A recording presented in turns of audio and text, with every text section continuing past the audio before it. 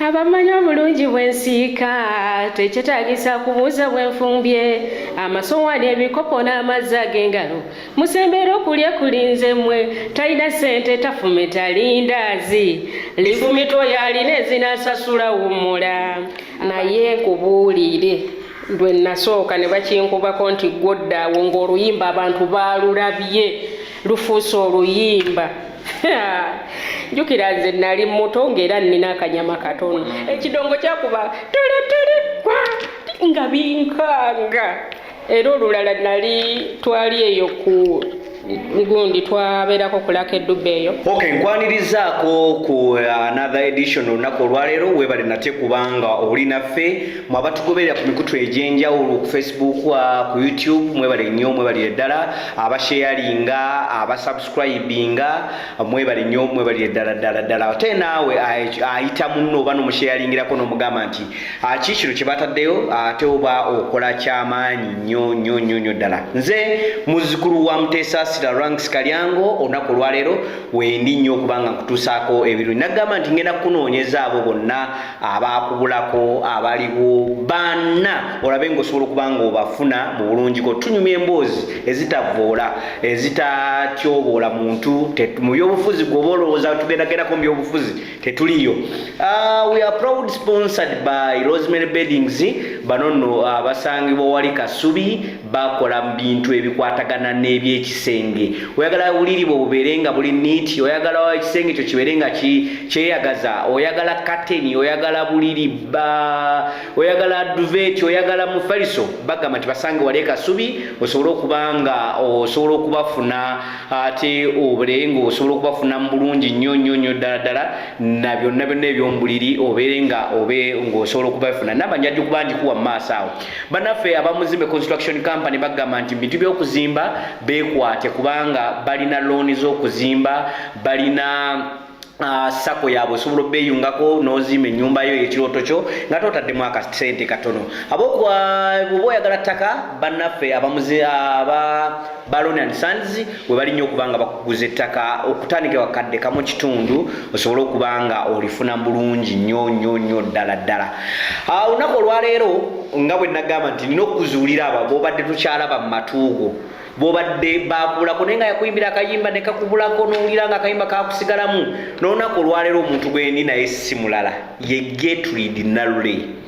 Abantu abawulirako kayimba tofumita lindaazi sikeeko oluyimba olwasookerako? Yes. Oluyimba olwasooka? Lwe luyimba lwange olwasooka Katolu Bwamu omugenzi ye yalupromotinga n'alulaga ensi n'erinnya Gertrude Nalule n'aliraga ensi naye yateekako ennyimba nnyingi nnyo ku alubamu bw'otonta nkuluma kati ndeka bw'otonta nkuluma wange nze namuyimba natuteekako oluyimba olulala lwe bayita obumbula kambagambeko muntamya okutufuga obumbula n'olaba oleeyowaga n'oluyimba naddala olwo olw'abannamwandu olwo. Tusanyusa okukulaba. Kale munnange sooka obuuze ku balabi baffe. Abalabi baffe mbagala nnyo mmwe mutubeezaawo tweyanziza beebale nnyo natulaba. Nalule obadde obuze obuliddewa? Sibaddemu mu Uganda muno. Mbadde natambulako nga bw'omanyi ensi bw'ebeera. Konome kutuuba nonoonyayoko wawe osobola okunoonyeza 1000. Essebo kituufu nnyo ddala. Eriyo omulabi waffe asoose okuwulira erinnya olunaku olwaleero kubanga generation yekula buli lunaku wali asoose okuwulira erinnya Gertrude Nalule. Akumanyidde kuliwa kuba otusooka tuwekapera katofumita lindaazi. Abamanyi obulungi bwensiika tekyetaagisa kubuuza bwenfumbye amasowaani ebikopo n'amazzi ag'engalo musembeera okulya kulinze mmwe talina ssente tafumita lindaazi lifumita oyo alina ezinaasasula wummula. Abantu bamanya nnyo ku luyimba olwo. Omwami Dr. T Kazibwe Travis ye yalukuba mu studio. Ani awandiika? Omuwandiisi. nze nange nteekamuko ku bwongo naye okusinga kojja wange Nkambwe akola mu Matendo anyambako ku bwongo. Nkambwe yaliwa? Nkambwe Henry akola nnyo ne Ssebatta mukubi wa ndongo. Nnyimba zange okusinga yaziteekamu amaanyi. Yeah. Okay, Narule omuntu ajja kwebuuza Gertrude Narule kuliddewa, yazaalibwawa, awangaaliddewa? Mpangalira muno mu Kampala naye nga nakulira Lugazi Kawolo gye nasomera emisomo gyange. Era gy'ozaalibwa? Era gye nzaalibwa naye nga okusinga batuziika bijja abakyazanga. Kitegeeza obuzaale bwammwe bwekyazanga. Webale nnyo. Ebijaalo. Olungi ennyo. Gitukuza. Kutidde. Osomedde mu Lugazi? Nsomedde mu Lugazi okuviira ddala nga ndi muto era gye mmalirize Lugazi gye mpunzikidde. N'ennumba ekibuga nga bw'omanyi okweyiya bwe kubeera. Ekibuga nakirumba 2000. 2000? Ekibuga nakiyingira 2000 n'entandika okweyiya. Mwami Katolo Bwamagye yansangira eyo lwakuba yafa bambi. Rest in peace, ne Dokita T n'omwami oyo Nkambwe Henry bwe bankwatako ne baba nga bankolera ekintu ekyo ensi nemmanya be banteeka mu nsi essebo. Okay. Narule okulidde Katolo Bwama ndowooza tugenda kutandikirawo ku music kati. Katolo Bwama omusiŋŋaana otya? Katolo Bwama yansiŋŋaana nange okumusiŋŋaana nze nali mwana muto nga naye mbeera eyo wa mukulu wange. Ewa? Wa mwami Amiri Sseŋŋendo. Amiri Sseŋŋendo mukulu wo? Mulamu wange. Kakati nga bo bagenda eyo wa mwami Kato. Kati nange ne mbagamba nti nange muntwale. Kati Katolo Bwama bali nnyo ba mukwano ne mwami Amiri. Kakati ne bantwala netandika nange okubeera nga tukwatagana ne mwami Katolo Bwama. Music namutandikako. Namukuba ensi Dokita T n'atandika okubeera nga amupromotinga ne Katolo Bwama ne babeera nga bantunda bwe batyo. Abantu bange ne baba nga banjagala nnyo era nze nina abawagizi bange banjagala nnyo era mbadde ng'ebweru nga bankubira amasimu nga bagamba komawo mu kintu. Omwami oyo Nadduli Moses yakola ku bintu byange yalinga manager ku ssaawa eno. Naye ye yaŋŋamba komawo tukwate ekintu tukitambuze era mwami Nadduli oyo mwebaza nnyo yakola ku nsonga zange. Gwe oba neetaaga olaba oyo manager. Nze sirina nnyo kye mmanyi wabula gwe kasita olaba manager. Nze ku show yo ntuuka butuusi era nina show nga 5 Ogw'omunaana era ye yabikozeeko. Ye show agenda okusooka bukyankomawo mu Uganda Bugerere. Tugenze nnyo omukulu Amiri Sseŋŋendo batamumanyiyo yayimba Sina Transport ebiseera ebisinga. Mwami omunene Asani Nduga gwe yayimba mu luyimba lwe lwa bintu bizibu. So osinga Amiri Sseŋŋendo mulamu yawasa muganda we kati akutwale wa Katolo Bwama. Olwo ekitono okirina okyewulira? Ekitono nkyewulira. Wali oyimbyeko olwo? Nga ngeegenya bwentyo nga naye oluyimba olwo nga twalukola dda. Juliwa? Olwo olwatofu Mutalindaazi nze ne kojja wange. Wali wagenda dda mu studio? Mwali mwawandiika? Lwali lwawandiikibwa. Muli eri waka muwandiika oluyimba ne kojja mulina mu kitabo? Olwo mulamu wamanyi nti oyimba Amiri Sseŋŋendo? Mulamu wange yali takimanyi. Nze nnyingirawo mu kibuga nze ntandika kweyiiya byange nga ngenda nkyalayo ng'era mubuulira nti abaayi tugende nange temundeka. Ndaba mwewuuba eyo ku Bati Valley lwaki nze temuntwala nga tugenda nga mwami Katolo Bwama ngamba linnya waggulu ku stage nga nninnya ku stage tulabe oba omanyi. Bwe namuseeyo Amiri Sseŋŋendo akusabidde? mbwansabira ne banyooma olwa size gye nalimu. Oli mutono nnyo. Era nga ndi muto. Kati bwe twatandika ne nninya ku stage ne nkola practice ey'amazina. Practice ey'amazina ne ngayita bulungi, Mwami Katolo Bwamanansiima nga nzina bulungi. Ne tubeerawo by'oluyimba sinnabyogerako. Kaakati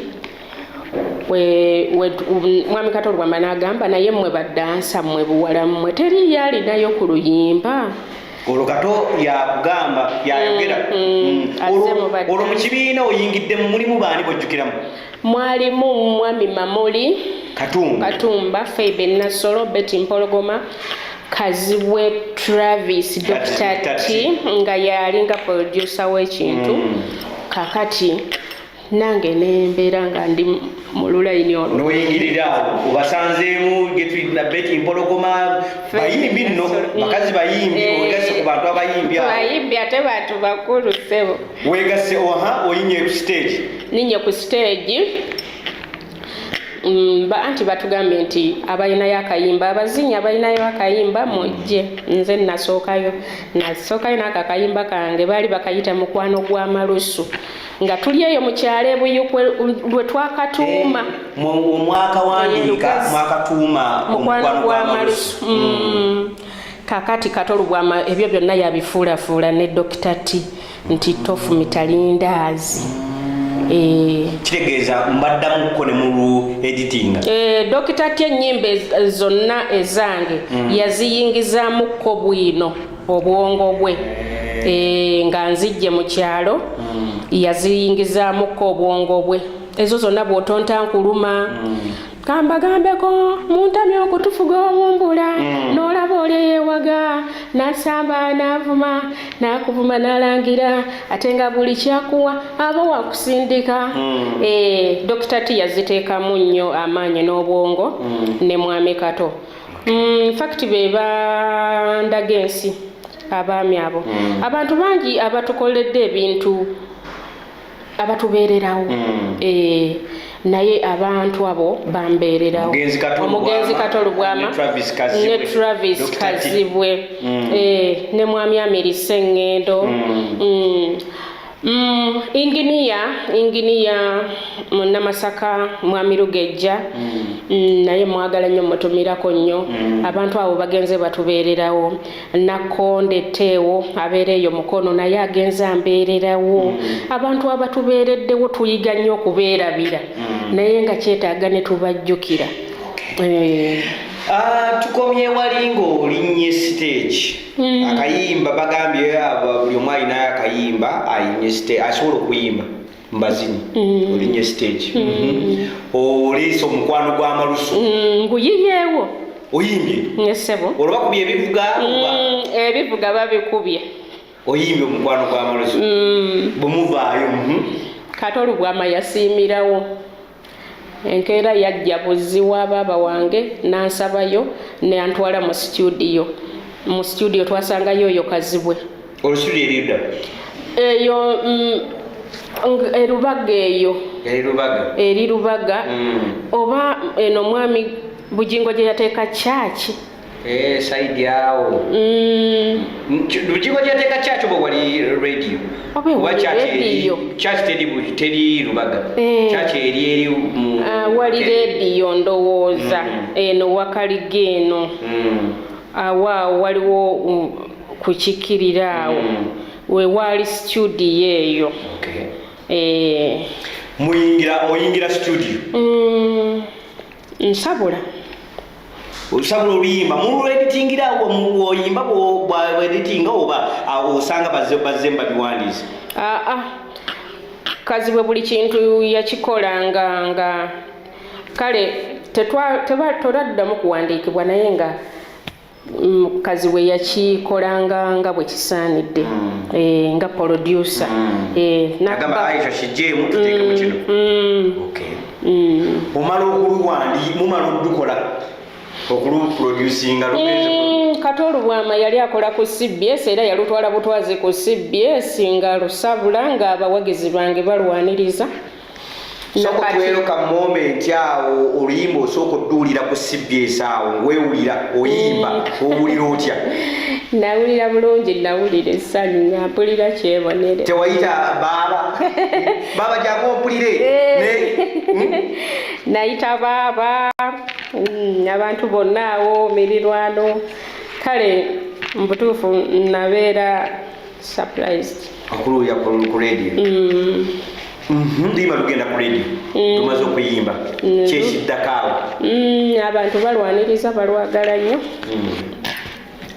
nga n'eŋŋombo bagintuuma n'olwaleero tofu mitalindazi era omuntu okwawula jetwi nalula abasinga bamanyi tofu mitalindazi zino zonna bw'otonta nkuluma bwenyimba balwani bazaaniriza naye luli lwa amaanyi tofu mitalindazi CEO wa Rosemary Beddings yawuliranga oluyimba olwo n'agamba negwe oluyimba nga yamanyi lupya ne munaye ng'ate luyimba lukadde so oluyimba oluwulira bakola alubamu enamba eyo kwaliko ne mulamu wange Amerise Ngendo mwafulumya alubamu ngeriko olirako ennyimba mikolo 3 Namiri kisengendo 3 kuliko kambagambeko natofu mitalindazi n'obumbula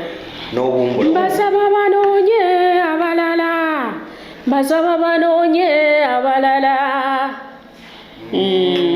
bumbula olwalubamba bagitumye ki bagitumye tofu mitalindazi mwagituma tofu mitalindazi era oluyimba ne lukola ate nnyo olwonsoko ompulya experience oluyimba balutaddeyo bakwazi ku sente sente bazituwa wammeka ŋŋamba alubamu ze mwatunda olwo mutunza alubamu mwagikuzaani mwami Kasiwukira yagula alubamu ye yasooka bakuwa sente mmeka mu alubamu mu nnyimba zezisa zaali twabalira obukadde bwali 5.5 bakuwa 5.5 nga watuukira mu sente natuukira mu sente zona 5.5 ne bakuwa 5.5 naye ng'era kati kiba kubeera biseera bino gyandibadde nnyingi sokolere tebajjako wadde ogamba nti Diamond production etwaleko Dr. T atwaleko yakyusiza olwo yakubye ebivuga omugenzi Katopo atwaleko akasente kubanga yakutwala mu studio because yagisasula byonna anti ndowooza bakibalira wamu Amiri alina okutwalako Dr. T mwami Katolubwama bwe kityo ogamba nafuna mugabo gwange ogwa emiliyoni 5 saalingiriza nti ki kyegeza alubamu yatunda sente otunza alubamu olwo mu kibiina mukola mutya mu kibiina nasigala era nkola nga nfuna eza show ng'ofuna sente meka buli omugenzi buli we tugenze twafunanga emitwalo gyalinga 2.5 buli show naye nga bwe tuddeeka ate batukwatirayo kasente naye nga waliwo awamu nga tebigenze bulungi nga bw'omanyi emirimu bwetyo nga bwemanyi ekidongo so soko tuwulire moment yo esooka okulinnya ku stage that is oluyimba mumaze otulikodinga esooka okulinnya ku stage ogaye nti ngenda kuyimbira abantu era ojjukira lunaku lwali muyimbiddwe bannange twasookera eyo wankulukuku nawulira bulala nnyo nawulira nga mpulira ntya nayo abantu abangi nawuliranga bankubaganya amameeme nagenda manyira mpola mpola abantu kubanga ekintu nali sikizikiriza nga sikisuubira bwetyo nagenda nkula era nze nkulidde mu music mwe nafuna omwami ne tuzaala abaana abantu bange abasinga bampita Mama Chairman era ku mikutu bamanyi nti Mama Chairman anti olw'omwana gwe nazaalwa Chairman ninayo oyo Kakokolo ninayo abaana 3 nabo bayimbi basamula emiziki gwogimanyi Anawule anji wakuba tonyinyonyola bulungi moment yaliwo muva muli mu kibiina mukoze lyaso olunaku lwotuli abagamba nti kati ogenda kuyimba ku show era ani akigamba nti leero olina okuyimba Mwami Kato Lwama ye yaŋŋamba era Dr. Tinga yakola program naye nkubuulire lwe nasooka ne bakinkubako nti gwoddaawo ng'oluyimba abantu baalulabye lufuuse oluyimba njukira nze nali muto ng'era nnina akanyama katono nga mpulira ekiwuggwe nawuliranga ekiwuggwe ekidongo kyakuba nga binkanga era olulala nali twali eyo ku gundi twabeerako ku Lakedube eyo Nkozi Kato Lwama yasooka okuleka Lakedube abantu baali bangi naye wayimba Lakedube ku show ya Lakedube nayimba ku show ya Lakedube naye nawulira ekiwuggwe ekyo ekiwuggwe nno kyalwawo okunvaamu size yali yakulira mu kyalo ekiwuggwe ekyo bakubye loolo byankanganga oyingidde stage tewagitya namala neŋŋuma nagenda ŋŋuma buli wobeera mu kintu okakata ogenze olubakwadde ennyimba mmeka bampanga oluyimba lumu okusooka olwo olw'ensonga abayimbi baali bangi Bamamuli Katumba, Feibe Nasolo, Betty Mpologoma, Dani Kabenge, Rebecca Jingo abo bonna nga mwebali Rebecca Jingo yalimu Kapale nga tannajja by then Kapale yali tannajja Kapale agenda okujja muvuddemu Diamond ogibalamu myaka emeka Diamond nagimalamu ndowooza omwaka nga gumu nze nenfuna omuntu nembeera nga tugulubaate nga bw'obimanyi omwami yakujja mu Diamond nga tabyagala nnyo kale nawe nokkiriza obadde mu talent wali ofuna sente nali nzifuna naye nga tubeera kumbiranye n'omwami nembeera nga nkitaamu ko nkiwummulamu kale Diamond kiki kikujjamu mwami bw'ofuna omwami yetayagala music akujjamu nga tubeera kumbiranye nanzijamu ate nali muto nga nina kugondera ekyo soko tuwe moment mwatambulanga mbivu eyo n'enkolaganayo n'abayimbi b'osanzeemu ba ngamba nti oluyimba lukoze olwo bayimbi ki abalinawo ennyimba endala awo nazo ezikola mu Diamond Nabiryo yayinayo oluyimba ne Betty Mpologoma ng'ayina n'aŋŋume ne Feibe Nasolo bonna nga balina ebintu byabwe bitambula Mamuli Katumba nga naye ayina ennyimba ze ennungi nnyo nga zitambula kale n'olwekyo twalina okubeera nga tutambuza ekintu nga sinze w'amaanyi nzekka kale mu butuufu kati neebaza nnyo abantu bange bonna abandera abambeererawo nesigama nnyo ku bantu abazze bambeererawo paka olwaleero omanyi abantu batulera naye tetubeebaza olwani atambuza group by then eya Diamond Production era mwami Kato Lwama omuyimbi yali ow'amaanyi by then Betty Mpologoma n'aŋŋume ng'alina luyimba ki Betty Mpologoma kiri mu ddungu kiri mu ddungu osanzemu abo manyi emirimu gino ebiseera ebisinga tusangamu bwe tujja mu mirimu nosangamu abantu abadde ab'amaanyi ate naawe ozze oluyimba lukoze abantu bakulaba batya banno kyo kituufu ekyaddala kye sijja kukisa nze nali muto naye nga nze empalana nga tezinkwatako nga sikitwalanga ndireka zaalingamu naye nga nze sifuna budde bwa muntu ati nze zembeera zange nze sibaana budde bw'abayimbi oba bw'abantu music omuwumula otandika obufumbo obubaddemu banga nolira bikaligenze kuba ngamba nti wamala mu Diamond mwaka gumu wajingira 200 kitegeeza 2 gumu nova mu Diamond oba 2 2 nenjiwumulamu 2 nojiwumula tuwaddamu kuyimbirako kibiina na kimu n'okwaza obufumbo embeeramu ensonga ezo bw'ovaawo bbanga lyonna toddangamu kuyimba wadde wantu wonaawamu ku stage siddangamu mpozi kati mwami Nadduli Moses oyo ye yankomizaawo n'agamba nti ekintu yakirinnyeemu ebigere akiyimiriddemu tukitambuze naŋŋamba vaayo nenvaayo era kati gwe mulimu gwe yatandise vidiyo eyo twagizeemu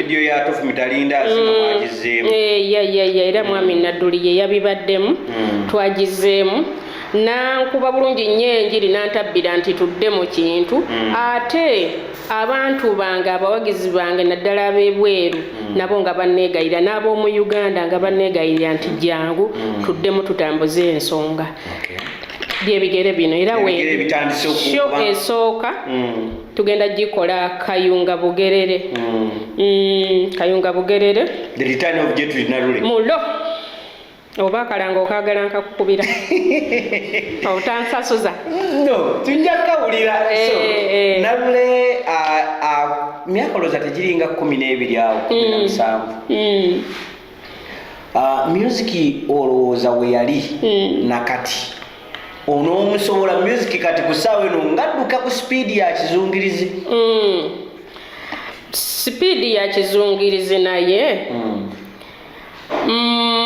abantu bo we baba balina kye baasiima tokyayinza kibajjamu abantu b'e Uganda baagala nnyo kadongo kamu era n'obwo abantu b'e Uganda gaapu nti kadongo kamu wuuyo mubateeredde mumuwagire mumuyingire yonna gye tuba tutegese nga teri masasi teri mundu oba wadde eddembe bamulumbayo buli wamu bamulumbayo abantu baagala nnyo kadongo kamu iya soko tuweyo momenti mugenzi Katolubwamu ono nga nange nabeerako kone kato myaka ndowooza ngeena momenti kiki kyojjukira ku mugenzi Katolubwamu kyenzijjukira ku mugenzi Katolubwamu omusajja oli Katonda yali yamutonda ng'ayagaliza Katolubwamu ye bw'aba alina ekintu ku mutima kyayagala afuba okukisindika Uganda yonna ekibune kyalwanyisa Katolubwamu akangeze nti bw'aba ayagala langi ya bbulu oba myufu abeere nga gy'ayagala akwagaliza Katolubwamu teyeemoolera ku mukozi nti bawala balira nti oba addawo nti aba amukwana oba akola atya Katolubwamu teyeemoolera ku mukozi ku bayimbi banne bonna Katolubwamu mu kisaawe kya music teyeemoola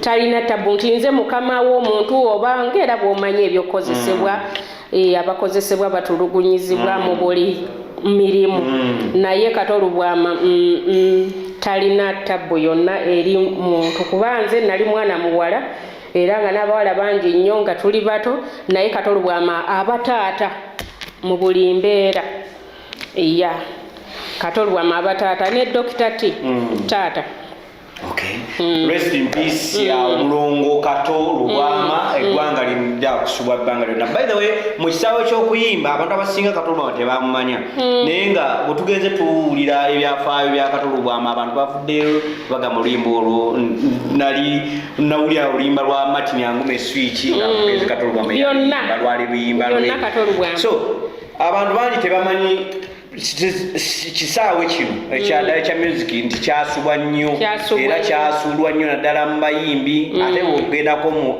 ati mu bazannyi ate yo bizibu nnyo Ndalule naliko ku seeti wano n'omukulu amanyikiddwa nga Asani Ndugga omumanyi mumanyi ssebo Asani Ndugga twali tunyumya n'atugamba Gertrude Narule kansembeze n'akatebe lumpe Gertrude Nalule Ese ndoza tusoke tulaba akatambi kano. Gertrude Nalule oyo yankolako ekintu nzize nsomoozebwa nnyo naye teri ampangula kuba nagenda okuyimba naye ku bizinga Nalule kati yakomyewo naye namubanja 4,000 eyo enkose ku buyinja nga nsitudde ebyuma ye bosi naye nali maze obiteeka mu lyato jjukira ebyokubizinga oba okozesa kibuli nga nze mbisitula maze otikka mu lyato ngubye ntobye mga mpayo 10,000 nfuna ekyokulya wano ku ssente ze mbabanja timmeka mga ennaku nga 4 mabega temumpa wadde 10 naye mumpe 4 ffe tetwabanga oluusi bakuwa 5 oluusi 4 naye nga ffe mu kuyimba wali wonoonyaki nze saatunuuliranga nnyo musaala gwange nga ntunuulira nnyo vision yange nawe namusaba ennya n'agamba oba tobisitula bireke ne ŋŋamba sijja kati erwali wabulayo ndowooza ebintu nga bya mirundi nga 3 jazz biki ne ŋŋamba oba nabyo tobiteekayo bireke ne ŋŋaano biteekayo n'agamba oyo tumuleke wano bandeka ku kizinga ne bavuga ne bagenda naye taata wange bamuyita Sempala abeera mu nnyendo yalina amaato nga 30 agavuba nampa eryato n'amafuta ebidomola 2 naŋŋamba bakuzze mu nnyendo ogende eka era nabayitako mu nnyanja ng'eryato lintwala naye nga bo bagenda mbalaba naye nebaza Katonda nti ate Gertrude yakubako ku ssimu yaye ng'asaba kolabu saagimuwa kuba munnange nalina okumala okutwalawo obudde okwetereza ne management biseera byo nali waayiga so kubira essimu ng'okyali ne management eyayiga tukoleyo oluyimba naye neŋŋamba wali teyakiraba kukulisizaayo kansubire nti akatambi okalabye bulungi nnyo bigambo bya Hassan Ndugga ng'agamba nti Nalule yandeka mu bizinga nga mubanja musabye ampeyo 4,000 mwakolako na Hassan Ndugga Panang twakolako naye kubanga era abayimbi ffenna tusangagana okolako naye nga alina luyimba ki teyalina luyimba lwonna ng'olwoge bosi we naye nga abaana abo bonna nze nzize mbalera nga mbalaga ekkubo kyenkugambye nti tusiimenga busiimi gyetuva abantu batulera naye tetubasiima awo bwedda wendi awo mu butunyumizi otugambye bwewabeere wakatolubwama bw'ova wakatolubwama tewaddamu kuyimba mu gurupu yonna oba obikola bifo nga tonayingira mu Diamond nga Diamond navaayo dda naye ofunayo ekiddo ekyeyo kigwa n'opangapangayo akantu awo era ndowooza awo weyangwikiriza ndowooza awo mwali buddawa gy'omulekera ku bizinga twali ku kizinga byerabidde nno oba ku buyinja kale amanya g'ebizinga sitera nnyo gabeeza mu bwongo lwaki wamuleka ku bizinga ate nga akusaba essente n'otamusasula kyokka bannange anti era kati kyenkugamba nti kati omuntu akuleze toyinza kugamba nti nno mulungi yenna oba mubi yenna kati nze lwaki teyayogera nti nno Nalule namubba ssente nina ssente ze nabba ku Nalule ekyo lwaki teyakyogera ate yakubba ziriwa Hassan Ndugga okumusanga omusanga wakale okwegattako omusanga kuba ogambe teyalina luyimba nze musanga yansanga nga bwe nkugambye nga nafunyeyo ekyeyo kyange ekiddo kyange kyangwiridde nepangapanga neyiyayiya awo weyangwiramu yajja n'akusaba omulimu ne tubeerayoko naye ebbanga nga kusaba mulimu olwo gwaki lwakuyimba kuba yatugamba yali asitula ebidongo yali asitula ebyuma awo lwagenda okusaba omulimu ngazze kusaba mulimu ki ngazze kusima binnya ebyaki ebyemiti omugenda okukolera nga n'okwo okusitula ebyuma bwe bityo omulimu yagukola akola bulungi nnyo lwaki tewamusasula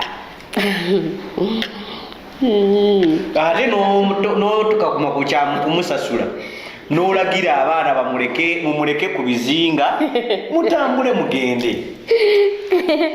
Bannange yalina omusango gwe yali anzizizzaako nga mmubonereza, naye nze mmanyi nti alidda nanneetondera. Gwasali mu bigambo byagamba Nalule mu kumundeka ku bizinga naye bwe mmala okukola oluyimba Nalule yasooka okujja okunsaba kulabu. Wamusabako kulabu? Namugambako nga biri byaggwawo byonna eby'obusungu. Ne mugamba nti oluyimba lwe nawulidde awantu bwe wati ne bwe wati mbadde njagala tulukole nkuteeremuuko ku bisoko. Bwento bwe namugamba. Ng'oluyimba kiro omugamba? Lwali lwa mukwano. Alwerabira. Lwali lwa mukwano. Biseera biddako nga sinnagenda. Ng'akyalina omugenziiga. No, naye mu kwogera kwe yagamba nti yali tagenda gikuma. Naye just lwakuba nti management gye yali nayo yali temukkiriza by then. Kansaba oba oliawo aligimpa. Ku ssaawa eno bwa Asali Nduga bw'avaayo n'agamba nti ngenda kukuwa kulabo mugikola? Ogyetaaga? Ngyetaaga munnange. Ogyetaaga? Asali Nduga nkutumiddeko omanyi kyali wange nnyo. Kyali wange nnyo. Nange kyali wange. Just tuyisizaawo buyisa omanyi si kirungi. Ekirungi nti mwenna mukkiriziganya nti namuleka ate naye akigamba nti ayandeka naye ate era ne kulabo gye wamusaba kituufu nti wagikola ki wagimusaba. Omanyi kibi nnyo omuntu okumwogerako ekintu nga tekiriiyo. Abantu boogera ku bantu ebintu namuga ayandeka wano naye nga amazima omuntu akikola ki tiyamulekaayo. Nalule otandise music omupya kati olinayo ennyimba empya? Essebo gye ziri zifuluma ddi? Mwami Nadduli manager yayinza okubeera ng'ebyo yabinsinga okubitegeera kuba seetegeerera. Manager Nadduli Moses yabikolako kuba nze andeetera kintu ku sowaani kiwedde. Si kyayiriba yayiriba nze andeetera kiwedde. Gwe n'otuula wansi akugamba tugenda wano mu studio. Kakati nze ngezaako okulaba nti ntendeka abaana benzadde Kyeyamaani ne Kakookolo ne Meeya. Abo be bajja okubeera nga bantuusaako buli kintu nze nga nzize wali ku mmeeza ne Mwami Nadduli nti mmwe muyiribe. Abayimbi abasinga babeera eyo n'akulaga nti ye tayinza kuyingiza mwana we mu music. Lwaki gwe abaana bonna basatu olaga nti music tebalinaako buzibu? Music talinaako buzibu wabula singa entereeza eri mu Uganda eya music eno etereera bulungi. Music talina ttabbu yenna. Gwe mulimu gukyasinza emirembe lwakuba nti kati Uganda yagukyusa egutambuliza walala nnyo.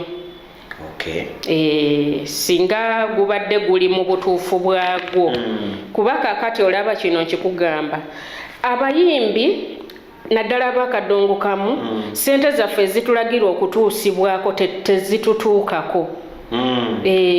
Simanyi lwaki kiri mbadde ngenda kujjawo kaawo naye nga sinatuukaawo kansooke nkubuuze kino.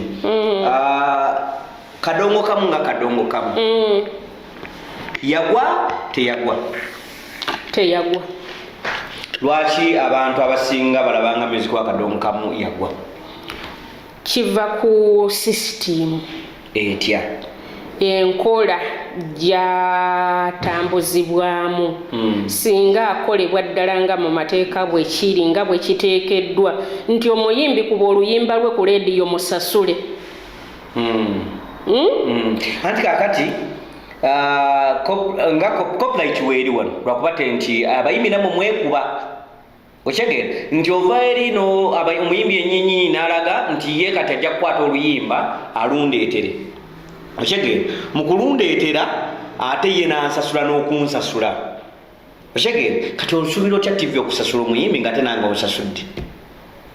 Anti kyenkugambye nti system singa eba nnungi kadongo kamu tayinza kugwa era tagwanga era teri muyimbi yadde wa bandi oba walaga ayinza kugwa atasobola kutambulira mu bulamu bulungi singa system eba ntuufu copyright law nga byaddala naye ebintu by'omu Uganda tebiba byaddala basobola n'okuleeta copyright law ng'olabanga eriwo naye nga teriwo nga kiguuma kiguumaaza buli kintu kiba kyakiwaani buli kintu kiba kyakiguumaaza iya mu kadongo kamu mweyawulamu ebibinja bibiri association zifuga kadongo kamu twabaddeyo ne Kamuta oluvannyuma ne bavaayo ne balunda ekibiira association empya ekulembebwa kati Lord Fred Sebatta eri Kamuta ekulembebwa DJ Kikofiira ozimanyi bulungi nziwulira zombi zino ozimanyi nziwulira buwulizi naye nga sibaddemu mu ggwanga naye nga nja kwongera okubeera munda nja kubibuuza mwami Nadduli Moses ku byombi tomanyi woogwa ku ssaawa eno era sinnamanya wabula mwami Nadduli yajja kumbuulira era yabirimu eyo nze ajja kumbuulira kiwedde nti weefumite wano weeyingize wano wekola wakuteeka wonna woogenda tolina sente wali ofunyeeko okuva mu association ng'emu oba era balabika tebamanyi nti Gertrude Nalulet of Mitalinda zijjaali oba yayimba oba muyimbi kirabika tebamanyi naye nga nninze mwami Nadduli Moses byonna yajja okubinnambululira engeri gye sibaddeewo sinnabayingiramu kubategeera ndowooza no leka tufune ku batabani bange abatabani bange buli muntu ampitamu amakyeyamaani olwaleero njagala mulage ku kyeyamaani mulage ku kakookolo mulage ku meeya ya bayimbi kati gy'emiti egyo gye nasize ate oba munnange basanindugga bali awo bankonjera bigambo tebansiimye yono ye kakookolo oyo kye ekimpisa kakookolo olw'ensonga nti ekimpisa kakookolo olw'ensonga ebiseera ebisinga kuva muto njagala nnyo masiki buli we nalabanga abo aba heroes abali mu masiki nange ekyanjagaza nnyo okuteekangako masiki ne bantumadde masiki kakookolo oyimba music style ki tuyimba music hip tukuba hip soko tuwemu my lady someone proposing gay okiriza oronku wedding gay oronku wedding homuluji someone proposing gay okiriza oronku wedding that's it yes music olina music mu recording tubadde twakatandika butandisi naye nga olikodinze nga meka twakalikodinga oluyimba ngagwe tuyimba nabatendeka basatu twakalikodingayo kamu naye kakyali process tekanakuluma ebidio egenda kukwamete nga tulina album osoma ku London class senior 6 okusoma kuba osoosa mu byonna then okuyimba kujja kugenda mu maaso nga